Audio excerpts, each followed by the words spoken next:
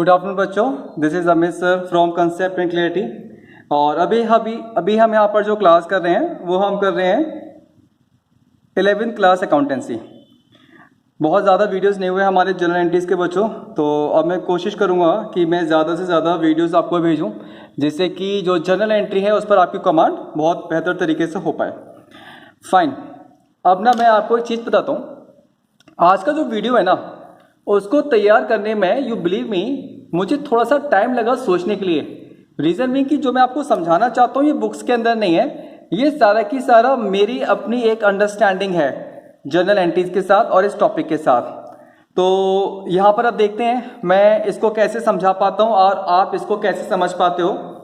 But believe me, अगर एक बार आप इस टॉपिक को समझ गए तो आप ये मान के चलो जर्नल एंट्री का एक जो मेजर पार्ट है वो आपको समझ में आ जाएगा बच्चों।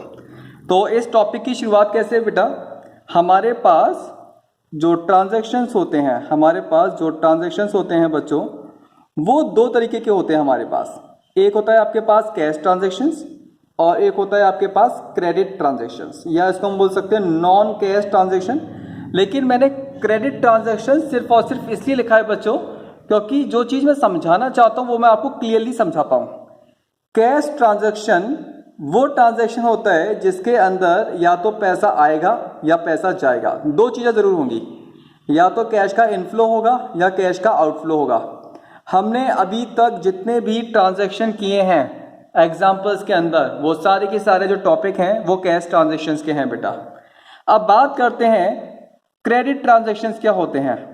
क्रेडिट ट्रांजैक्शन का मतलब होता है उधार लेन देन। उधार का मतलब क्या होता है? उधार का मतलब होता है कि उस लेन देन के अंदर जो कैश है उसका इन्वॉल्वमेंट नहीं आया है। चलो जी, मैं आपको यहाँ पर एक चीज और समझाना चाहता हूँ। अकाउंट्स के अंदर एक तो इक्वेशन है DR इक्वल टू CR और दूसरा है आपके पास एक और वर्ड आया है क्रेडिट, CREDIT, क्रेडिट। और इस क्रेडिट वर्ड का मतलब है बेटा यहाँ पर उधार। तो मैं कह सकता हूं यहां पर कि अकाउंट्स के अंदर जो क्रेडिट वर्ड है वो दो बार ही आया है बेटा।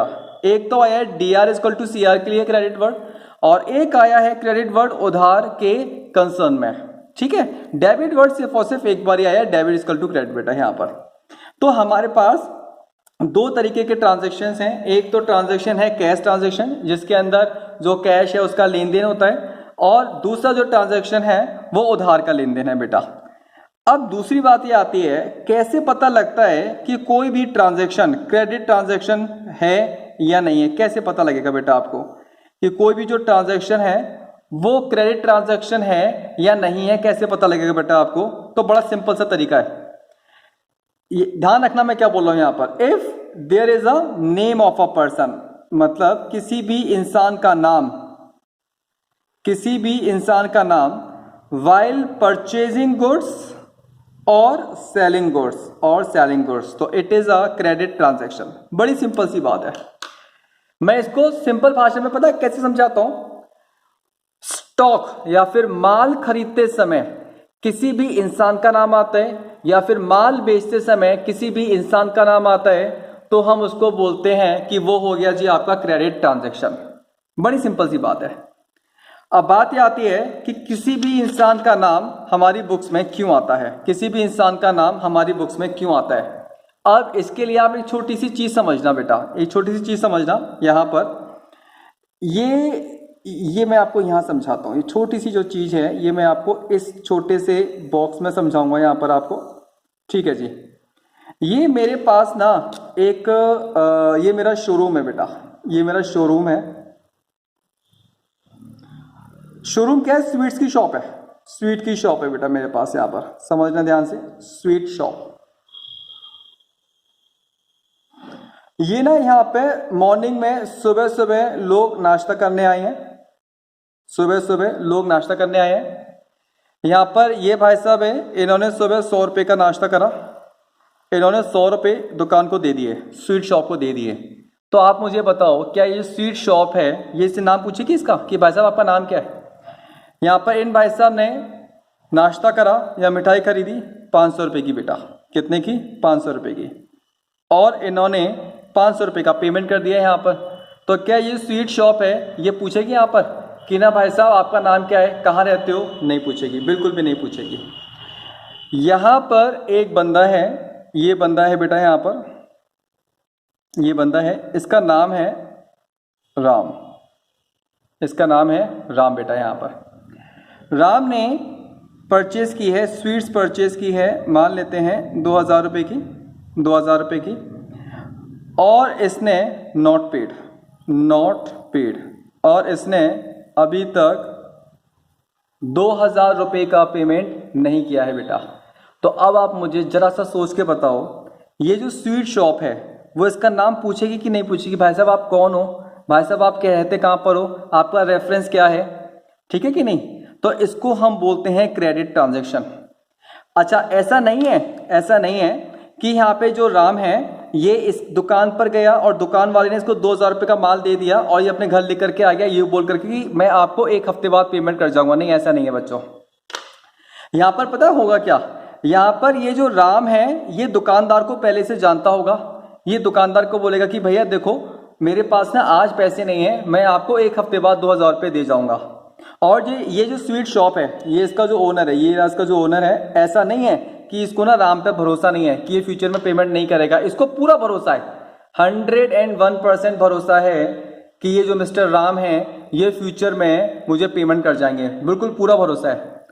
तो मैंने मतलब स्वीट शॉप के ओनर ने यहाँ पर इसको मिस्टर राम को 2000 रुपये की जो स्वीट्स हैं वो बेच दी बेटा यहाँ पर, और उधार बेच दी बेटा यहाँ पर, कोई पैसे नहीं लिए। आगे नहीं आगे सही में। तो इसको हम बोलते हैं क्रेडिट ट्रांजैक्शन। अब पता है परेशानी क्या है, किसी भी इंसान का नाम हमारी बुक्स में क्यों आता है बेटा? चक्कर क्या है ना, ये अकेला ऐसा बंदा नहीं है, ये अकेला ऐसा इंसान नहीं है जिसको मैंने उधार माल बेचा है। एक दिन के अंदर कम से कम 50 लोगों को ना मैं उधार माल बेचता हूं। अगर कोई एक आध बंदा होता ना बेटा तो मैं याद रख लेता, अब लेकिन 50 लोग हैं जिनको मैंने उधार माल बेचा है। तो आप खुद सोच के बताओ मैं कैसे याद रखूंगा कि किस इंसान को मैंने कितने रुपए का माल बेचा है, समझना। तो किसी भी इंसान का नाम हमारी बुक्स में सिर्फ और सिर्फ इसलिए आता है क्योंकि हमें ये याद रह सके कि किस इंसान से हमें कितना पैसा मिलेगा फ्यूचर में और किस इंसान को हमें कितना पैसा देना है फ्यूचर में। मैं वापस से रिपीट कर रहा हूं बेटा, बहुत इंपॉर्टेंट चीज है। किसी भी इंसान का नाम हमारी बुक्स में सिर्फ और सिर्फ इसलिए आता है क्योंकि हमें ये याद रह सके कि किस इंसान से फ्यूचर में हमें पैसा मिलेगा और किस इंसान को हम फ्यूचर में पेमेंट करेंगे बच्चों। यहाँ पर आगे ना किसी में तो वही चीज लिखी है, नेम ऑफ अ पर्सन। किसी भी इंसान का नाम अगर हमारी बुक्स में आता है, रिमेंबर इसके 2 मतलब होते हैं, या तो फ्यूचर में पैसा मिलेगा, या तो फ्यूचर कैश इनफ्लो होगा बेटा, या फिर फ्यूचर कैश आउटफ्लो होगा बेटा। यहाँ पर आगे नहीं आगे में मैंने आपको बताया था अगर फ्यूचर में पैसा मिलेगा किसी भी इंसान से तो क्या बन जाता है, असेट्स। और यहाँ पे असेट्स की वैल्यू इंक्रीज हो रही है बेटा, और रूल क्या होता है, असेट्स की वैल्यू इंक्रीज होगी तो क्या करेंगे, डीआर करेंगे। यहाँ पर मैंने आपको लायबिलिटी का रूल बताया था। लायबिलिटी का मतलब क्या होता है कि हम सामने वाले को फ्यूचर में पेमेंट करेंगे, पैसा जाएगा मेरी जेब से बेटा, तो क्या बोलते हैं उसको, लायबिलिटी बोलते हैं। लायबिलिटी की वैल्यू इंक्रीज हो रही है बेटा, और जब कभी भी लायबिलिटी की वैल्यू इंक्रीज होती है तो क्या करते हैं हम उसको सीआर करते हैं, क्रेडिट करते हैं। आपको पुराने वीडियोस हर हाल में देखने पड़ेंगे अगर आप मेरा आज का वीडियो ढंग से समझना चाहते हो, अदरवाइज आपको समझने में बहुत ज़्यादा परेशानी होगी बेटा, ठीक है। क्योंकि आपको सबसे पहले ये पता होना चाहिए असेट्स क्या होता है, लायबिलिटी क्या होता है, फिर उनके रूल्स आपको पता होना चाहिए बेटा यहाँ पर, ठीक है। वो चीज़ें मैं आपको पहले के वीडियोज़ में समझा सकूँ बहुत ढंग से।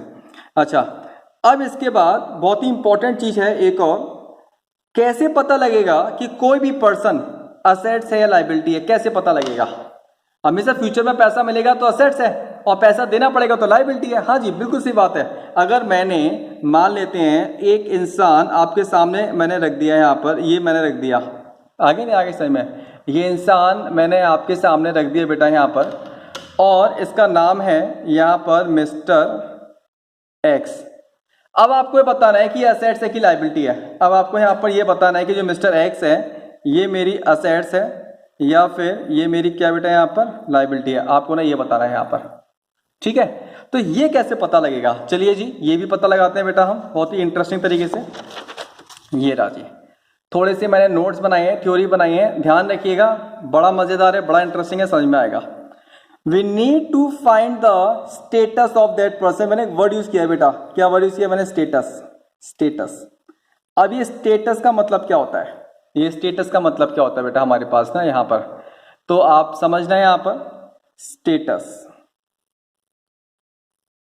स्टेटस, किसी भी इंसान का जो स्टेटस है वो दो हो सकता है, या तो वो हमारी असेट्स होगा या वो हमारी लायबिलिटी होगा। हमेशा ये तो आपने पिछले पेज पे ही बता दिया था कि कोई भी इंसान है या तो हमें पैसा मिलेगा या पैसा देना पड़ेगा। बिल्कुल सही बात है, मैं मना नहीं कर रहा है यहाँ पर। मैं आपको बस पहले पॉइंट पे मैंने आपको ये बताया है यहाँ पर बच्चों कि किसी भी इंसान का जो स्टेटस है, तो स्टेटस का मतलब क्या है कि वो इंसान या तो हमारी असेट्स है या हमारी लायबिलिटी है। तो हमें सर पता कैसे लगेगा? हाँ जी, ये बहुत इंपॉर्टेंट पॉइंट है, कैसे पता लगेगा। सेकंड पॉइंट में सारी की सारी जो कहानी है वो क्लियर हो जाएगी बेटा। और सेकंड वाले पॉइंट में क्या बोला है? Status of that person will be defined at the time of purchasing goods और सेलिंग गुड्स। किसी भी इंसान का जो स्टेटस है वो डिफाइन होता है सिर्फ और सिर्फ एक ही जगह। आई रिपीट माई वर्ड्स, किसी भी इंसान का जो स्टेटस है वो डिफाइन होता है सिर्फ और सिर्फ एक ही जगह। और वो जगह कौन सी है बेटा? आपने यानी कि बिजनेस ने उस इंसान से उधार माल खरीदा है या उधार माल बेचा है, बस इसी पॉइंट पर स्टेटस डिफाइन होगा उस इंसान का। उसके बाद आने वाले टाइम में उस इंसान के साथ आप जो भी ट्रांजैक्शन करोगे दोबारा से, ठीक है, तो उसका स्टेटस वहां पर पहले से ही डिफाइन हो चुका है, वो असेट्स है या लायबिलिटी है। आपको हर बार उस इंसान का स्टेटस डिफाइन करने की जरूरत नहीं है बच्चों। लिखा हुआ है यहां पर मैंने, once status defined his status will be fixed. मान लेते हैं ये यहां पे मिस्टर एक्स है, यहां पर ना हमने इनका स्टेटस डिफाइन कर दिया। इनका स्टेटस क्या है बेटा? यहां पर ये असेट्स है। तो अब ये हमेशा के लिए क्या बन गए? असेट्स बन गए। अब ये लायबिलिटी में काउंट नहीं होंगे बेटा यहां पर, ठीक है जी। अब ये लायबिलिटी के अंदर काउंट नहीं होंगे बेटा यहां पर। अब हम वापस से आए थे बेटा अपनी शीट्स के अंदर। In following transaction with that person, मतलब उस इंसान के साथ अगर आप दोबारा ट्रांजेक्शन करोगे तो his status will be carry forward. उसका जो स्टेटस है वो कैरी फॉरवर्ड आएगा अपने ओरिजिनल स्टेटस से।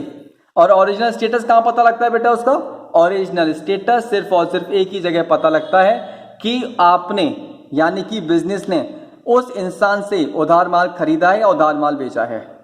अगर आपने उधार माल खरीदा है, समझना, अगर आपने उधार माल खरीदा है तो इसका मतलब आपने अभी तक पेमेंट नहीं किया है। पेमेंट कब करोगे? फ्यूचर में करोगे। क्या बन गया वो? आपकी लायबिलिटी बन गया। और अगर आपने उधार माल बेचा है, उधार माल बेचा है मतलब कि आपके पास पैसा नहीं आया। पैसा कब आएगा बेटा? फ्यूचर में आएगा। और किसी भी इंसान से फ्यूचर में पैसा आता है तो वो क्या बन जाता है बच्चों? हमारी असेट्स बन जाता है बेटा यहाँ पर, ठीक है। हो सकता है आपको शायद थोड़ा सा डाउट हो, तो वो हम इलस्ट्रेशन के साथ करेंगे, न्यूमेरिकल के साथ करेंगे। पहला पॉइंट क्या है देखो, समझना बच्चों। पहला पॉइंट है हमारे पास गुड्स सोल्ड टू रमेश। मैंने आपको क्या बताया था? माल खरीदते समय और बेचते समय किसी भी इंसान का नाम अगर आ जाता है बच्चों तो क्या बन गया? वो क्रेडिट ट्रांजैक्शन बन गया। तो देखो ये लगा गुड्स सोल्ड टू रमेश, ठीक है। तो ये क्या हो गया? ये हो गया आपका क्रेडिट ट्रांजैक्शन, मतलब उधार का ट्रांजैक्शन बच्चों, मतलब उधार का ट्रांजैक्शन बच्चों। यहां पर आगे नहीं आगे समय आपको पता है गुड्स सोल्ड को मैंने एक नया नाम दिया था सेल्स अकाउंट, और सेल्स अकाउंट को हमेशा क्या करते हैं? क्रेडिट करते हैं। ये मैं आपको समझा चुका हूं पहले। या फिर इसको समझने का एक और तरीका, गुड्स क्या होता है? स्टॉक। स्टॉक क्या है? असेट्स। जब आपने माल बेच दिया तो असेट्स की वैल्यू क्या हो गई? डिक्रीज हो गई। और असेट्स की वैल्यू डिक्रीज होती है तो क्या करते हैं? सीआर करते हैं, क्रेडिट करते हैं बेटा हम यहां पर। डन। इसके बाद Ramesh, name of a person. और अगर आपके ट्रांजैक्शन में किसी भी इंसान का नाम आ जाता है तो आपको उसका स्टेटस डिफाइन करना पड़ेगा कि वो असेट्स है या लायबिलिटी है। तो कैसे पता करेंगे साहब? तो हम यहां पर एक लाइन खींचेंगे और समझेंगे। रमेश, रमेश, ठीक है बेटा। हमने क्या किया है? गुड्स सोल्ड, गुड्स सोल्ड, आपने माल बेचा है और ये उधार का ट्रांजैक्शन है इसलिए पैसा नहीं मिला है। कैश नॉट रिसीव्ड, पैसा नहीं मिला है। पैसा कब मिलेगा? Future, future cash inflow, future में पैसा मिलेगा। किसी भी इंसान से अगर फ्यूचर में पैसा मिलेगा तो वो क्या बन जाता है बेटा? आपकी वो बन जाता है असेट्स। असेट्स की वैल्यू क्या हो रही है, तो इसका स्टेटस क्या हो गया, इसका स्टेटस क्या हो गया बेटा, इसका स्टेटस हो गया असेट्स यहाँ पर। ठीक है, देखो लिखा है मैंने यहाँ पर असेट्स। मैं आपको वापस से समझा दूं, किसी भी इंसान का जो स्टेटस है वो डिफाइन होता है उधार माल खरीदते समय और उधार माल बेचते समय। यहां तो ना वैसे भी साफ साफ दिख रहा है बेटा, गुड सोल्ड टू रमेश, यहां तो वैसे ही दिख रहा है हमने रमेश को उधार माल बेचा है, इसका मतलब रमेश से अभी पैसा नहीं आया है, पैसा कब आएगा, फ्यूचर में आएगा। तो क्या बन गया हमारे पास, ये असेट्स बन गया। मैं यहां भी लिख सकता हूं उसके यहाँ पर Ramesh name of a person, Ramesh name of a person, आगे नहीं ऐसे में तो मैं लिख सकता हूं यहाँ पर future cash inflow, future cash inflow बेटा। और किसी भी इंसान से फ्यूचर में पैसा आएगा तो वो क्या बन गया, आपकी असेट्स बन गया, और यही इसका स्टेटस है। असेट्स की वैल्यू इंक्रीज हो रही है।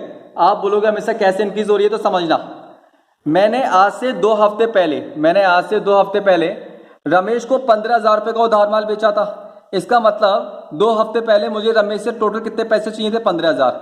मैंने आज की डेट में रमेश को 10,000 का माल और बेच दिया, तो इसका मतलब अब मुझे रमेश से टोटल कितने पैसे चाहिए, 25,000। पहले चाहिए थे 15,000, अब चाहिए 25,000, तो इसका मतलब असेट्स की वैल्यू इंक्रीज हो गई ना बेटा, असेट्स की वैल्यू इंक्रीज हो गई। और असेट्स की वैल्यू इंक्रीज होगी तो क्या करेंगे हम इसको यहाँ पर डीआर करेंगे, डेबिट करेंगे। दोनों में से जो डेबिट है आप पहले लिख लो, तो Ramesh debit and to sales account. मैंने आपको पहले ही बताया था कि किसी भी इंसान का नाम अगर हमारी बुक्स में आ रहा है, देखो रमेश का नाम हमारी बुक्स में आ गया, तो इसका सिर्फ और सिर्फ सीधा सा मतलब है कि मुझे रमेश से या तो पैसे लेने हैं या पैसे देने हैं बेटा। यहाँ पर मुझे कैसे पता लगा कि रमेश से पैसे लेने हैं, क्योंकि आप ट्रांजैक्शन में देखोगे भाई साहब उधार माल बेचा है, उधार माल बेचा है, इसका मतलब क्या है कि पैसा अभी तक नहीं मिला है, पैसा कब मिलेगा, फ्यूचर में मिलेगा। और ऐसा कोई भी इंसान जिससे फ्यूचर में हमें कैश मिलेगा वो क्या बन जाएगा बेटा, हमारी असेट्स बन जाएगा। असेट्स की वैल्यू इंक्रीज हो रही है, क्या करेंगे, डीआर करेंगे बच्चों हम इसको यहाँ पर। इसके बाद नेक्स्ट पॉइंट करते हैं, क्या लिखा है बेटा समझना है यहाँ पर, कैश रिसीव्ड फ्रॉम रमेश कितना, 3,000। ये ना ये सारे के सारे ट्रांजेक्शन्स लिंक होंगे, इंटरलिंक हैं, ऐसे नहीं है अलग अलग नहीं है, रैंडम नहीं है, ये लिंक है बेटा। मैंने सबसे पहले रमेश को उधार माल बेचा 10,000 का, और वहां पे रमेश से मुझे 10,000 रुपये मिलेंगे, फ्यूचर में रमेश क्या बन गया, असेट्स बन गया। अब 1 हफ्ते बाद में मैंने फोन किया, मतलब मैंने कुछ दिनों बाद फोन किया रमेश को, मैंने बोला कि रमेश भाई पेमेंट करा दो आप थोड़ा सा, तो रमेश ने बोला कि ना रमेश सर मैं आपको 3,000 का पेमेंट करा देता हूं। तो देखो लिखा है कैश रिसीव फ्रॉम रमेश 3,000। सबसे पहली चीज कैश क्या है हमारी, असेट्स है। असेट्स की वैल्यू क्या हो रही है, इंक्रीज हो रही है। कैसे पता लगा, कैसे पता लगा हमें सर आपको इंक्रीज हो रही है, हमें सर आपको सपने आ रहे हैं, नहीं ये सपने नहीं आ रहे हैं, यहाँ पर एक वर्ड लिखा हुआ है रिसीव। इस रिसीव वर्ड से मुझे पता लगा कि असेट्स की वैल्यू इंक्रीज हो रही है, और असेट्स की वैल्यू इंक्रीज होती है तो क्या करते हैं, डीआर करते हैं। अब है जी सारे की सारा खेल यहाँ पर, क्या बोल रहा है वो हमसे यहाँ पर, रमेश। रमेश कौन है बेटा, नेम ऑफ अ पर्सन।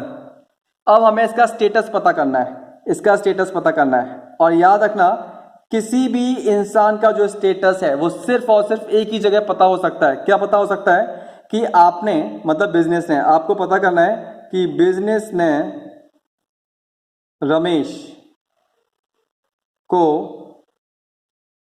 माल बेचा है या खरीदा है। समझ में आया आपको? मुझे ये पता करना है जो रमेश है इसका स्टेटस क्या है। स्टेटस पता करने के लिए ना आपको ये पता करना पड़ेगा, आप रमेश को उठा के ले जाओ उस पॉइंट पर जहां पर आपको ये पता करना है कि बिजनेस ने रमेश को माल बेचा है या रमेश ने माल खरीदा है। अब ये कैसे पता करोगे, इसको बोलते हैं लेन देन। लेन देन बेटा समझना ध्यान से। आज की डेट में मेरा हाथ देखो आप, आज की डेट में मुझे रमेश से 3,000 रुपये मिल रहे हैं। देखो मेरा एक हाथ, लेन देन, मैं 3,000 रुपये ले रहा हूं एक हाथ से, तो इसका मतलब मैंने पहले रमेश को उधार माल बेचा होगा। आप देख रहे हो मेरा हाथ जा रहा है बाहर की तरफ, मतलब मैंने माल बेचा होगा बेटा। यहाँ पर बात समझ आ गई आपको, लेन देन। अगर आज की डेट में मेरे पास 3,000 रुपये आ रहे हैं तो इसका मतलब मैंने पहले 3,000 रुपये का, मैंने पहले इसको माल बेचा होगा। तो इसका मतलब क्या है, जो ये लाइन लिखी है ना ऊपर, इस ऊपर की लाइन से तो हमें समझ में आ रहा है कि हमने, बिजनेस ने रमेश को माल बेचा है, रमेश को माल बेचा है। और जब हमने रमेश को माल बेचा था तब हमारे पास पैसा नहीं आया था, पैसा कब आएगा, फ्यूचर में आएगा। तो इसका मतलब रमेश का स्टेटस क्या हो गया, असेट्स हो गया। अब समझना, मुझे ओरिजिनली रमेश से चाहिए थे 10,000, जिसमें से रमेश ने 3,000 का पेमेंट कर दिया। इसका मतलब रमेश अब फ्यूचर में कितने का पेमेंट करेगा? 7,000 का। तो असेट्स की वैल्यू क्या हो गई बेटा? यहाँ पर डिक्रीज हो गई। और जब कभी भी असेट्स की वैल्यू डिक्रीज हो जाती है तो क्या करते हैं बेटा? सीआर करते हैं यहाँ पर। ठीक है, जो मैंने यहाँ पे लिखा है और जो मैंने आपको समझाया है इसको मैंने यहाँ भी लिखा हुआ है, समझना।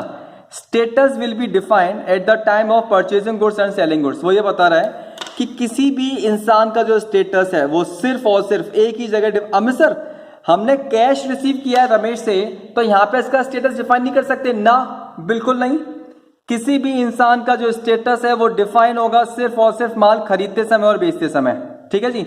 तो यहां पर आप देखो, कैश रिसीव मींस हमें अभी भी कैश मिला है, means before we sold goods on credit transaction. इसका मतलब हमने पहले रमेश को उधार माल बेचा था, इसका मतलब फ्यूचर में पैसा मिलेगा। इसका मतलब इसका स्टेटस क्या हो गया? असेट्स हो गया बेटा हमारे पास यहाँ पर। अब हम जर्नल एंट्री पास करेंगे तो ध्यान रखना, जो डेबिट का आइटम है वो पहले लिखेंगे। तो डेबिट का आइटम क्या है बेटा हमारे पास यहाँ पर? कैश। तो मैं एंट्री पास करूंगा यहाँ पर, कैश अकाउंट डेबिट कितना? 3,000 एंड टू रमेश कितना बेटा? 3,000। ठीक है जी। अब इसके बाद आते हैं हम वापस से एक और एग्जाम्पल पर। ये वाला जो एग्जाम्पल है ना, वापस से ये भी लिंक है पहले वाले के साथ। शुरू में 10,000 रुपए का माल मैंने बेचा था, जिसमें से 3,000 रुपए वापस आ गए। अब वो बोल रहा है कि भैया जो रमेश है उसने 1,500 रुपए का माल वापस कर दिया। गुड्स का मतलब क्या है बच्चों? स्टॉक क्या है हमारे पास? असेट्स। एक चीज समझना, ये जो स्टॉक है मेरे गोदाम में आ गया, तो इसका मतलब असेट्स की वैल्यू क्या हो गई? इंक्रीज हो गई। क्या करेंगे? डेबिट करेंगे। ठीक है। रिटर्न फ्रॉम, कैसे पता लगा कि असेट्स की वैल्यू इंक्रीज हो गई बेटा? ये हमें ऐसे पता लगा, रिटर्न फ्रॉम मतलब स्टॉक हमारे गोदाम में वापस आ गया, वैल्यू इंक्रीज हो गई। दूसरा पॉइंट, रमेश। अमित सर फिर देखो नाम आ गया, अमित सर देखो फिर नाम आ गया, Ramesh. Amit sir name of a person. Amit sir इसका स्टेटस क्या होगा?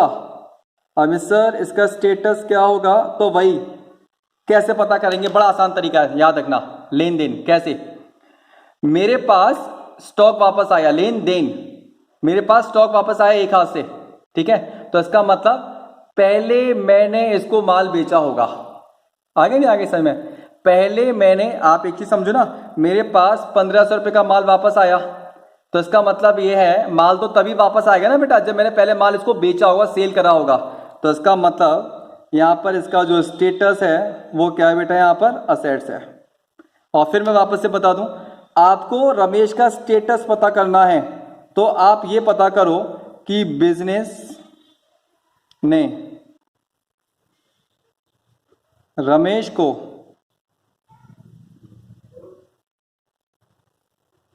उधार माल बेचा है या खरीदा है। तो आप देखोगे बेटा, जब रमेश ने 1,500 रुपए का माल हमें वापस कर दिया, बिजनेस को वापस कर दिया, माल आ गया, तो इसका मतलब पहले बिजनेस ने उधार माल बेचा होगा। और जब हमने उधार माल बेचा है, इसका मतलब फ्यूचर कैश इनफ्लो। और जो फ्यूचर कैश इनफ्लो होता है उसका स्टेटस क्या होता है बेटा? असेट्स। अच्छा, अब आप एक चीज सोचो, असेट्स की वैल्यू इंक्रीज हो रही है डिक्रीज हो रही है? जब रमेश ने एक बार 1,500 रुपए का माल मुझे वापस कर दिया तो रमेश मुझे 1,500 रुपए का पेमेंट नहीं करेगा, तो असेट्स की वैल्यू क्या हो गई? यहाँ पर डिक्रीज हो गई। और असेट्स की वैल्यू डिक्रीज होती है तो क्या करते हैं बेटा? सीआर करते हैं। अमित सर एक बार और समझाओ ये वाला पॉइंट। बेटा मैंने ओरिजिनली रमेश को माल बेचा था 10,000 का, मुझे रमेश से फ्यूचर में चाहिए थे 10,000, जिसमें से रमेश ने 3,000 का पेमेंट कर दिया, तो कितने का पेमेंट रह गया बेटा? 7,000 का। उसके बाद रमेश ने 1,500 रुपए का माल वापस कर दिया बेटा, तो अब रमेश मुझे फ्यूचर में कितना पेमेंट करेगा? हमेशा 5,500 का। तो मतलब 7,000 से वैल्यू डिक्रीज हो गई बेटा, 5,500 रह गई, तो असेट्स की वैल्यू डिक्रीज हो गई। क्या करेंगे? सीआर करेंगे। चलो एंट्री बनाएंगे बेटा। जो चीज डेबिट है पहले इसको लिखेंगे। तो याद रखना, ये जो गुड्स रिटर्न है ना, तो ये कौन सा रिटर्न है? सेल्स रिटर्न, जो मैंने माल बेचा था वो वापस आ गया, सेल्स रिटर्न। या फिर मैं इसको क्या लिख सकता हूं? रिटर्न इनवर्ड, मतलब माल मेरे पास वापस आ गया। दोनों का एक ही मतलब है, account debit. And to Ramesh, कितना? 1500 एंड 1500। आपकी जर्नल एंट्री पास हो गई। एक चीज मैं आप लोगों को बिल्कुल क्लियर कर दूं, याद रखना, जर्नल एंट्री आपको वैसे ही करनी है जैसे मैं अभी आपको सिखा रहा हूं। एग्जाम में नहीं करनी है, आपको अपनी प्रैक्टिस के लिए ही करनी है। ये ना जो मैं बता रहा हूं नीचे एरो बना बना करके, बिलीव मी, आप विश्वास मानो, अमित सर को नहीं भूल पाओगे बेटा आप किसी भी कीमत पर, अगर आप जर्नल एंट्री इस तरीके से पास कर रहे हो तो बेटा, दैट इज फॉर श्योर, मेरी गारंटी है आपको। ठीक है, क्योंकि जो बच्चे पढ़ के जाते हैं मुझसे, जो फाउंडेशन करते हैं, सीए इंटरमीडिएट करते हैं, फाइनल में आते हैं, स्टिल वो भी रिकॉग्नाइज करते हैं कि ना अमित सर 11वीं क्लास में जो जर्नल एंट्री आपने हमें सिखाई है, उस जर्नल एंट्री का कोई भी तोड़ नहीं है। हम कितनी आगे पहुंच गए अमित सर, लेकिन जर्नल एंट्री के चक्कर में ना हम आपको आज भी याद करते हैं। तो यही रीजन है कि 11वीं क्लास की अकाउंटेंसी जब मैं शुरू कराता हूं ना बच्चों, तो मैं जर्नल एंट्री से ही शुरू कराता हूं। And believe me, journal entry आपने कर ली ना, तो आप ये मान के चलो, वो कहते हैं ना वो राजा की जान तोते के अंदर होती है, तो सेम इसी तरीके से पूरी की पूरी अकाउंटेंसी का जो सार है वो जर्नल एंट्री के अंदर है। ठीक है ना, तो बस आज के लिए बेटा हम इतना ही करेंगे। नेक्स्ट वीडियो का वेट कीजिएगा, वो हम लोग जल्दी यहाँ पर इशू करेंगे बेटा। Thank you.